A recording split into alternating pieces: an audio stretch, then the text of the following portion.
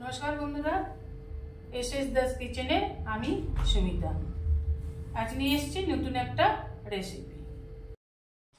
আজ নিয়ে এসেছি সহজ পদ্ধতিতে দারুণ স্বাদের আর মাছের রেসিপি বা আর মাছের কালিয়া। চলুন রেসিপিটা দেখে নেওয়া যাক। এখানে আমি 1 কেজি আর মাছ নিয়ে ভালো করে ধুয়ে নুন হলুদ মাখিয়ে রেখেছিলাম। এখন রান্না করব, তাই খুব ভালোভাবে তেল মাখিয়ে নিচ্ছি। এখানে আমি সাদা তেল মাখাচ্ছি, আপনারা ইচ্ছা করলে সর্ষের তেলও মাখাতে পারেন। প্রত্যেকটা পিসকে ধরে ধরে তেলটা আমি মাখিয়ে নিচ্ছি। আর মাছ খুব ফাটে, সেই জন্য মাছের গায়ে যেন একটুও জল না থাকে, এইভাবেই জলটাকে ঝরিয়ে নিতে হবে। দেখুন আমার মাছের গায়ে কিন্তু জল নেই বললেই চলে। এবার ওভেনে কড়া বসিয়ে দিয়ে দেবো সাদা তেল। আর মাছ ফাটে, তাই তেলটা খুব কম পরিমাণেই দিতে হবে। দেখুন আমি খুব কম পরিমাণেই তেলটা দিয়েছি। এবার মাছগুলোকে দিয়ে ঢাকা দিয়ে দেবো। 2-3 মিনিট হয়ে গেলে ঢাকা খুলে মাছগুলোকে উল্টে দিন। দেখুন এইভাবে মাছগুলোকে উল্টে দিতে হবে। এইভাবে ঢাকা দিয়ে দিয়ে মাছগুলোকে আমি ভেজে নিচ্ছি। নতুন রাঁধুনিদের উদ্দেশ্যে বলছি, আপনারাও এইভাবে ঢাকা দিয়ে দিয়ে আর মাছ ভাজবেন, তাহলে গায়ে আর তেল ছিটকে লাগবে না। দেখুন মাছগুলো ভাজা হয়ে গেছে। এবার মাছগুলোকে আমি তুলে নেব। এইভাবেই আমি সমস্ত মাছগুলোকে ভেজে নিলাম। দেখুন লাল লাল করে ভেজে নিয়েছি। এইভাবেই সব মাছ ঢাকা দিয়ে দিয়ে ভেজে নেবেন। সব মাছ ভাজা হয়ে গেলে এই মাছ ভাজার তেলে আমি দিয়ে দেব রসুন কুচি।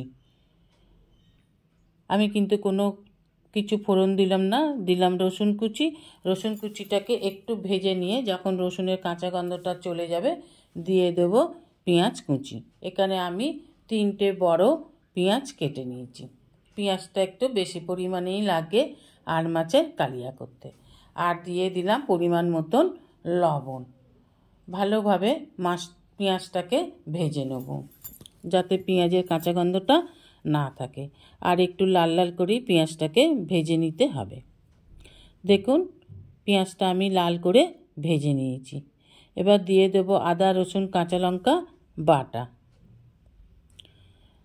আদা রসুন কাঁচা লঙ্কা বাটা দিয়ে ভালোভাবে ভেজে নেবেন, যাতে রসুনের কাঁচা গন্ধটা না থাকে। মশলাটাকে খুব ভালোভাবেই ভেজে নিতে হবে। এবার দিয়ে দেব গুঁড়ো মশলা, দিয়ে দেব হলুদ গুঁড়ো, লাল লঙ্কার গুঁড়ো, জিরে গুঁড়ো, ধনে গুঁড়ো, আর দিয়ে দেব গরম মশলার গুঁড়ো। অল্প একটু জল দিয়ে মশলা ধোয়া যে বাটিটায় আমি আদা রসুন বেটেছিলাম, সেই মশলা ধোয়ার জলটাই এখানে দিয়ে মশলাটাকে একটু ভালোভাবে কষে নেব, যতক্ষণ না মশলা দিয়ে তেল ছাড়ছে। আমি 5 মিনিট ধরে মশলাটাকে খুব ভালোভাবে কষে নিয়ে দিয়ে দিলাম ফ্যাটানো টক দই। 100 গ্রামের মতন ফ্যাটানো টক দই আমি এখানে দিলাম। একটু ভালোভাবে নেড়ে চেড়ে কষে নিয়ে দিয়ে দেবো কড়াইশুঁটি। কড়াইশুঁটিটাকেও মশলার সাথে খুব ভালোভাবে কষে নেব। এবার দিয়ে দেব টমেটো। এখানে আমি 2টো বড় টমেটো দিলাম। টমেটোটা যতক্ষণ না নরম হচ্ছে ততক্ষণ পর্যন্ত ভালোভাবে কষে নিতে হবে। যতক্ষণ না টমেটো নরম হচ্ছে ততক্ষণ পর্যন্ত আমাদের অপেক্ষা করতে হবে। দেখুন টমেটো নরম হয়ে গেছে, অল্প অল্প জলও রিলিজ হচ্ছে। এবার প্যাঁচুলার সাহায্যে টমেটোটাকে একটু ম্যাশ করে দিতে হবে। দিয়ে দিলাম যে বাটিটায় আমি দই ফেটিয়েছিলাম, সেই বাটি ধোয়া জল, আর একটু পরিমাণে জল দিলাম। আপনারা যে পরিমাণ গ্রেভি করবেন সেই পরিমাণই জল দেবেন। আমি খুব একটা ঝোল করব না, কষা করব, সেই জন্য একটু কম জলই দিয়ে দিলাম। এবার দিয়ে দিলাম কাশ্মীরি লাল লঙ্কার গুঁড়ো, রঙটা একটু সুন্দর হবে তাই এবার দিয়ে দিলাম ঢাকা।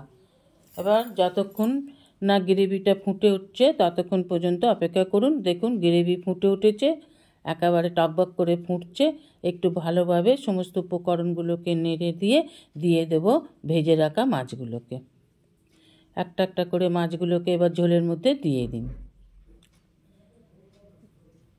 গ্রেভিটা ফুটে যখন ঘন হয়ে আসবে, একেবারে মাখা মাখা গায়ে গায়ে হবে, তখন নেড়ে চেড়ে মাছগুলোকে তুলে নামিয়ে নিলেই তৈরি আমার খুব সহজ পদ্ধতিতে দারুণ স্বাদের আর মাছের কালিয়া।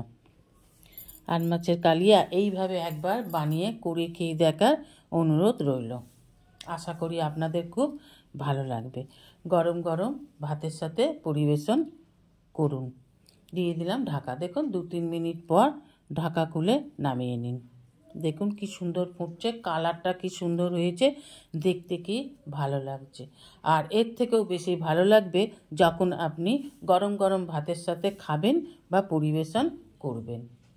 যদি ধনেপাতা থাকে ওপর থেকে ধনেপাতা ছড়িয়ে দিন, দেখতেও খুব সুন্দর লাগবে।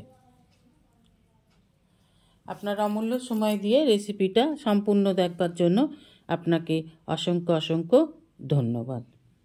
যদি রেসিপিটা ভালো লাগে তাহলে অবশ্যই বন্ধুরা একটা কমেন্ট লাইক করে জানাবেন রেসিপিটা কেমন হয়েছে, তার অপেক্ষায় রইলাম। দেখুন কত সুন্দর হয়েছে। খুব সহজভাবে কম তেল মশলায় এই রকম সুন্দর একটা মাছের কারি বা মাছের রেসিপি যদি পান, এর থেকে আর কি লাগে। রেসিপিটা ভালো লাগলে অবশ্যই একটা লাইক, কমেন্ট, সাবস্ক্রাইব করার অনুরোধ রইল। পাশে থাকা বেল আইকনটিতে ক্লিক করে দেবেন নিউ ভিডিওর আপডেট যাতে সবার আগে আপনার কাছেই পৌঁছে যায়। আজ এই পর্যন্তই। আবার দেখা হবে নতুন একটা দিনে নতুন একটা রেসিপির সাথে। সঙ্গে থাকবেন, ভালো থাকবেন, সুস্থ থাকবেন। নমস্কার।